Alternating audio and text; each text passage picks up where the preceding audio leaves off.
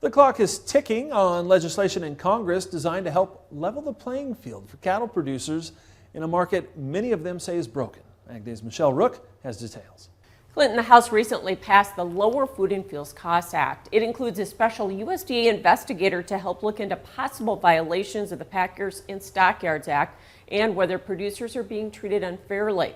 However, there's divide on if this is the right approach to restoring competition in the cattle market.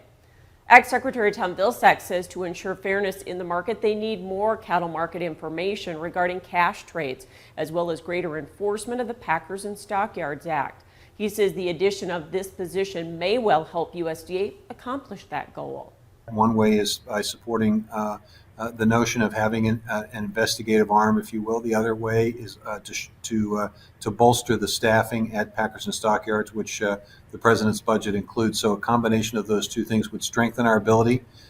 In the meantime, we're going to try to strengthen the Packers and Stockyards Act. However, NCBA is opposed to this legislation and adding a special investigator at USDA, saying the agency already has a Packers and Stockyards division and they're just understaffed and underfunded by nearly 50%.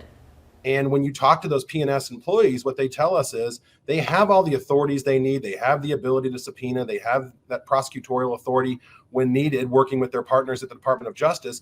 What they don't have is staff. Lane says adding personnel and resources would go much farther than creating another government agency that will cloud the issue. And they look at this bill as a solution in search of a problem.